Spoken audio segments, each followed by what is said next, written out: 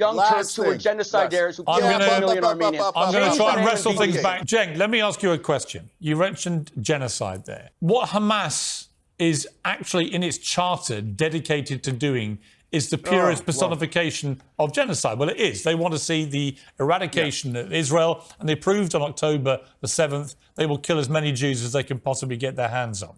So that is pure genocide. What Israel is doing in return, I don't think meets the category of genocide. Right, because they don't want to get rid of every Palestinian. They don't want to kill every Palestinian. No, they want to kill every Hamas terrorist. Now, it only takes mere seconds to introduce a sentence, to millions of people, mind you, that contains numerous presuppositions that are faulty.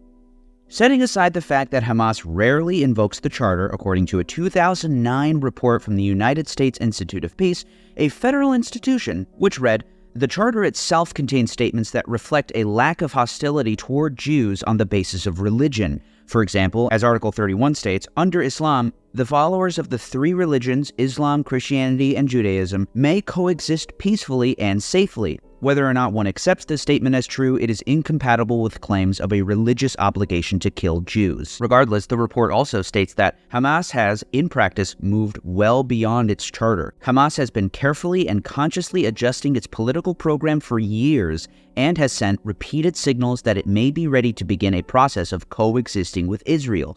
Further, Hamas leader Khaled Meshal urged outsiders to ignore the Hamas charter. In 2017, Hamas revised its charter altogether. According to the Rand Corporation, the major defense think tank, Hamas dropped the language explicitly calling for Israel's destruction, which suggests an effort by Hamas to portray itself as more of an Islamic national liberation movement. Setting aside the fact that Hamas took hostages, evidently not killing every Jew that they could get their hands on, and that some of the dead were reportedly killed by the Israeli military, according to an article from the Israeli Yediot Ahronoth, after the pilots realized that it was very difficult to distinguish between terrorists and Israeli soldiers or civilians, the decision was made that the first objective of the fighter helicopters is to stop the deluge of terrorists. 28 fighter helicopters shot over the course of the day all of the ammunition in their bellies. We are talking about hundreds of 30mm cannon mortars and Hellfire missiles. The frequency of fire at the thousands of terrorists was enormous at the start, and only at a certain point did the pilots begin to slow their attacks and carefully choose the targets. According to the Air Force, in the first 4 hours from the start of the battles, helicopters and fighter craft attacked about 300 targets, most in Israeli territory. They explain in these articles that what they saw at the beginning of this air operation was complete chaos. And in fact, here reported by Haaretz, a journalist on X, who says that this 48-year-old man that we see in this picture was killed by the IDF after being mistakenly identified as a terrorist. Setting all that aside, Piers shows a fundamental lack of understanding of what genocide is. Perhaps this is an opportunity for others to learn as well. As the war grinds on, the IDF has been on a full-blown media assault. And as the humanitarian crisis worsens, it is of the utmost importance that we all have access to unbiased sources. I've been using this app and website by Ground News, and it's become my go-to resource to get the full picture. This article recently caught my attention. UN urges international probe into Israel-Hamas war violations. More than 50 articles were published on this in the last 2 days, and coverage is coming mainly from left-leaning sources. In fact, looking closer, I noticed the headlines differ based on politics. Coverage from the left emphasizes immediate possibility of starvation and a dire crisis, while on the right, headlines paint a less dire picture. It's interesting to look at the news this way, where a single word or phrase has the ability to shape public opinion. I've been following their timeline on the Israel-Palestine conflict to see how media coverage differs depending on political affiliation. I think what Ground News is doing is really important, and I encourage you to check it out. Go to ground.news/GDF. Subscribe through my link for less than $1 a month, or take advantage of their biggest discount of the year, 40% off their Vantage plan for unlimited access, which is what I have. Get access to data-driven information and support my channel in the meantime. Embrace them and believe them. You must remember what Amalek has done to you, says our Holy Bible, and we do remember and we are fighting. Making the case that Israel is committing genocide is quite simple. As explained by Craig McIver, who made headlines for resigning from the United Nations. McIver was the director of the New York office of the UN High Commissioner for Human Rights. Usually the most difficult part of proving genocide is intent. In this case, The intent by Israeli leaders has been so explicitly stated and publicly stated by the Prime Minister, by the President, by senior cabinet ministers, by military leaders, that is an easy case to make. It's on the public record. The day of the October 7th Hamas attack, Benjamin Netanyahu addressed the people of Israel. כינסתי את ראשי מערכת הביטחון, הנחיתי קודם כל לטהר את היישובים מהמחבלים שחדרו פנימה. הפעולה הזאת מתבצעת בשעות הללו. האויב ישלם מחיר שהוא לא ידע כמותו. Later that day, Israeli Energy Minister Israel Katz announced that Israel would shut off all electricity to Gaza, followed by, "What was will not be." We'll remember that it was on October 9th when Defense Minister Yoav Gallant announced, "No food, no water, no gas, it's all closed. We're fighting animals and are acting accordingly." Just days later, he told troops. Of course, we remember that October 10th, IDF spokesman Daniel Hagari revealed that Israel had begun dropping hundreds of tons of bombs and that the emphasis is on damage and not accuracy. Later that day, Major General Ghassan Alian, head of the Coordinator of Government Activities in the Territories, explained, سكان غزة بدل ما يصدمهم الإشي عم بيحتفلوا مع هيك وحوش بشرية رايحين نتعامل كيف لازم مش راح يكون في عندكم كهرباء ولا مي بس دمار بدكم جهنم راح تحصلوا على جهنم. And Reservist General Giora Island wrote an article declaring that Gaza will become a place where no human being can exist. When asked about the ensuing humanitarian situation in Gaza, Israel's President Isaac Herzog stated, "It's an entire nation out there that is responsible." I sent these remarks to genocide scholar Martin Shaw of the University of Sussex, who said the comment shows a genocidal mentality, and genocide scholar Mark Levine of the University of Southampton, who suggested that the comment was the Israeli government alibi for treating everybody in Gaza as if they are Hamas. Mass murder is thereby legitimated. Herzog was pressed about the comment further. "You seem to hold the people of Gaza, the civilians of Gaza, responsible. That makes them legitimate targets." No, I didn't say that. Yoav Gallant has been slightly more unapologetic. A month later, amid growing tensions with Lebanon, he revealed, "It is the citizens of Lebanon that will pay the price of these kinds of mistakes. What we are doing in Gaza, we can do in Beirut." It's fair to say that the Israeli officials have been mouthy. It's hard to explain just how significant comments like these are. In the trial judgment for the case against Jean-Paul Akiyezu during the Criminal Tribunal for Rwanda, the chamber considers that intent is a mental factor which is difficult, even impossible to determine. This is the reason why, in the absence of a confession from the accused, his intent can be inferred from a certain number of presumptions of fact. Factors such as the scale of atrocities committed, or furthermore, deliberately and systematically targeting victims on account of their membership of a particular group, can enable the chamber to infer the genocidal intent of a particular act. So there's a case to be made that even absent these statements, we could infer genocidal intent.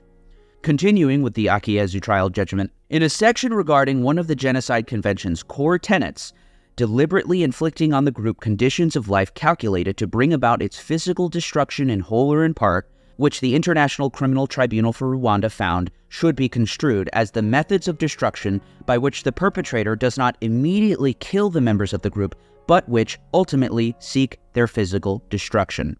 The chamber is of the opinion that the means of deliberate inflicting on the group conditions of life calculated to bring about its physical destruction in whole or in part include, inter alia, subjecting a group of people to a subsistence diet, systematic expulsion from homes, and the reduction of essential medical services below minimum requirement. This is essentially the smoking gun. We shouldn't have to explain just how Israel is self-evidently executing exactly every one of these criteria, but sadly we will now. Now, it should be known, before October 7th, Gazans were already on a subsistence diet. In 2012, Amira Haas wrote for Haaretz an article confirming the existence of a so-called Red Lines document, drafted by Ehud Olmert's cabinet in 2008, shortly after the beginning of the ongoing blockade. The Red Lines document calculates the minimum number of calories needed by every age and gender group in Gaza, then uses this to determine the quantity of staple foods that must be allowed into the strip every day, as well as the number of trucks needed to carry this quantity. On average, the minimum worked out to 2,279 calories per person per day. From this, they reduced the quantity of fruits and vegetables, milk, and meat and poultry. Echoing what attorney Dov Weissglass, a senior advisor to Olmert, said in 2006, the idea is to put the Palestinians on a diet, but not to make them die of hunger. Amira House continues, the drafters of the Red Lines document noted that the quantity of fruit and vegetables Gaza could produce for itself was expected to decline from 1,000 tons a day to 500 within a few months due to the Israeli ban on bringing in seeds, as well as the ban on exporting produce. They predicted a similar fate for the poultry industry, but they didn't propose any solution for this decline. Even with this generous allotment of calories, then Gaza director for the UN Relief and Works Agency, Robert Turner, complained, food imports consistently fell below the red lines. This trend continued. Before October 7th, 63% of the population was considered food insecure, according to the World Health Organization. This was with 500 trucks entering Gaza per day. Harvard economist Sarah Roy, considered the foremost expert on Gaza's economy, wrote in a recent editorial, there is a desperate need for basic resources in Gaza, including food. Despite this, the first aid convoys weren't allowed into Gaza until October 21st. According to the United Nations Office for the Coordination of Humanitarian Affairs, by November 7th, a total of 650 trucks had entered Gaza, or 36 trucks per day. Essential items such as rice, legumes, and vegetable oil have almost disappeared in the market. Wheat flour, eggs, and dairy products are no longer available in shops across Gaza. And by November 7th, the amount of drinking water entering Gaza could only serve 4% of the population. Not surprisingly, there have been a growing number of reports indicating that people are drinking seawater and contaminated water from agricultural wells. Roy concludes that Gaza is approaching a state of total collapse, and this collapse is undeniably one of choice. The Associated Press painted a grueling picture of the situation on the ground for families searching for food. Supermarket shelves are nearly empty. Bakeries have shut down because of lack of flour and fuel for the ovens. Gaza's farmland is almost inaccessible, and there's little in produce markets beyond onions and oranges. Families cook lentils over small fires in the streets. You hear children crying in the night for sweets and hot food, said Ahmed Khan, a photographer at a shelter in the southern town of Rafah. I can't sleep. Many people say they've gone weeks without meat, eggs, or milk, and now live on one meal a day. There is a real threat of malnutrition and people starving, said Ali Zaki, spokesperson for the UN's World Food Program. What aid workers call food insecurity is the new baseline for Gaza's 2.3 million people. According to OCHA, or the UN Office for Coordination of Humanitarian Affairs, on November 4th and 5th, 7 water facilities across the Gaza Strip were directly hit and sustained major damage, including 3 sewage pipelines in Gaza City, 2 water reservoirs in Gaza City, Rafah, and Jabalia refugee camp, and 2 water wells in Rafah. The Gaza municipality warned about the imminent risk of sewage flooding. Indeed, the targeting of water infrastructure prompted Euromed to describe Israel's campaign as a war of starvation. The Israeli war of starvation has taken very dangerous turns, including cutting off all food supplies to the northern half and bombing and destroying factories, bakeries, food stores, water stations, and tanks throughout the entire enclave. Prior to the ongoing Israeli war, 70% of the Gaza Strip's children suffered from varying health issues, including malnutrition, anemia, and weakened immunity. However, Euromed Monitor said the number has increased to over 90% as a result of the unprecedented Israeli attacks.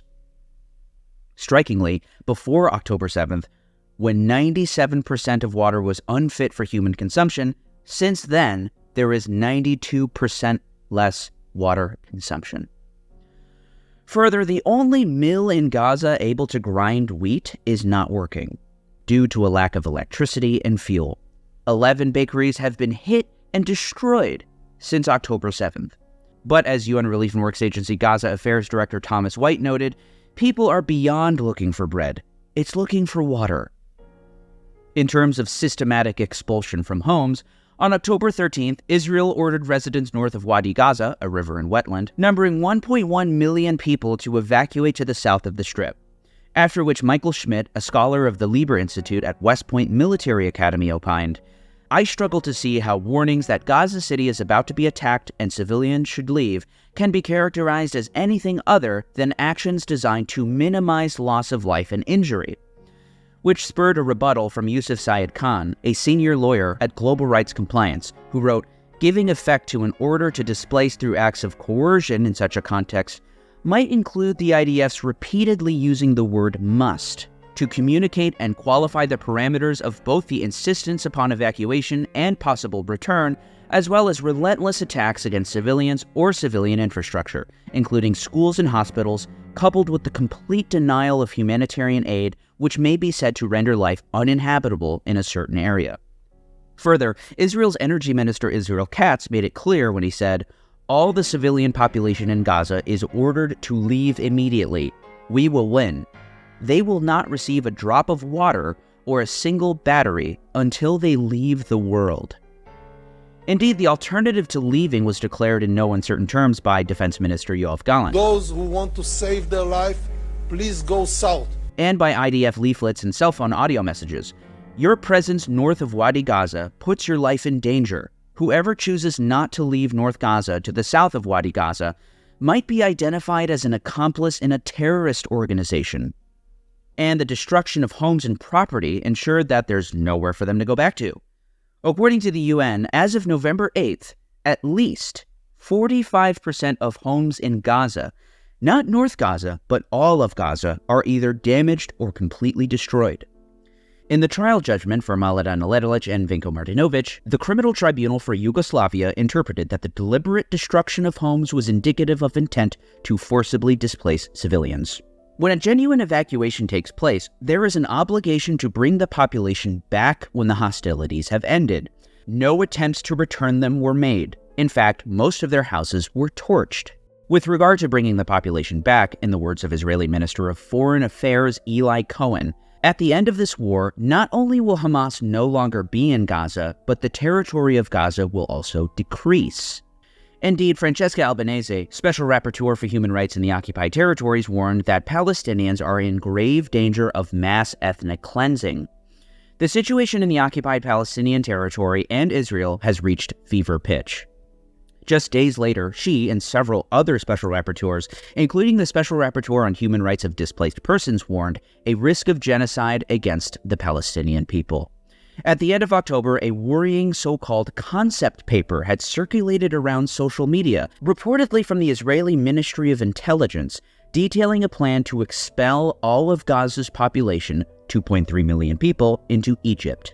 The plan called for establishing tent cities in Egypt, creating a humanitarian corridor, then building cities in the northern Sinai to house the refugees for the long term, with a security zone to prevent Palestinians from returning to Gaza.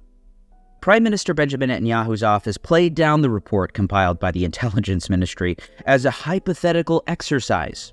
But, according to the New York Times, Israel has quietly tried to build international support in recent weeks for the transfer of several 100,000 civilians from Gaza to Egypt for the duration of its war in the territory, according to 6 senior foreign diplomats. Israeli leaders and diplomats have privately proposed the idea to several foreign governments, framing it as a humanitarian initiative that would allow civilians to temporarily escape the perils of Gaza for refugee camps in the Sinai Desert, just across the border in neighboring Egypt. Just one small problem, as described by the Criminal Tribunal for Yugoslavia in the appeal judgment for Milomir Stakic. Although displacement for humanitarian reasons is justifiable in certain situations, the appeals chamber agrees with the prosecution that it is not justifiable where the humanitarian crisis that caused the displacement is itself the result of the accused's own unlawful activity. With regard to Bosnian Muslims, the displacement was involuntary, and that, to the extent it had a humanitarian purpose, this was only because of a humanitarian crisis that the appellant himself had deliberately caused. Finally, we have the reduction of essential medical services below minimum requirement. Well, Human Rights Watch on November 14th called for Israel to be investigated for war crimes. The Israeli military's repeated, apparently unlawful attacks on medical facilities, personnel, and transport are further destroying Gaza's healthcare system and should be investigated as war crimes. Hospitals have run out of medicine and basic equipment, and doctors told Human Rights Watch that they were forced to operate without anesthesia and to use vinegar as an antiseptic. Indeed, a doctor at Al-Aqsa Hospital told Human Rights Watch there is a huge shortage of medicines. No electricity, no diesel, no solar, no water to drink or to use. Human Rights Watch reminds us that the International Criminal Court's Rome Statute prohibits as a war crime intentionally directing attacks against medical units and transport. In a staggering example, the International Eye Hospital in Gaza City was hit 2 different times on 2 different days by what Human Rights Watch described as a large airdropped munition. The hospital posted on Facebook that the International Eye Hospital no longer exists. It has been completely destroyed. The Turkish Palestinian Friendship Hospital, which housed the only specialized cancer treatment center in all of Gaza, was hit 2 nights in a row. The hospital shut down on November 1st because of the airstrikes and lack of fuel. Indeed, the WHO has reported on November 12th that premature and newborn babies on life support are reportedly dying due to power, oxygen, and water cuts at Al-Shifa Hospital. For those of you that don't know, Al-Shifa is the largest hospital in all of the Gaza Strip. Staff across a number of hospitals are reporting lack of fuel, water, and basic medical supplies, putting the lives of all patients at immediate risk. More than half of the hospitals in the Gaza Strip are closed. Those still functioning are under massive strain and can only provide very limited emergency services, life-saving surgery, and intensive care services. The WHO had also warned on November 8th that the current disease trends are very concerning.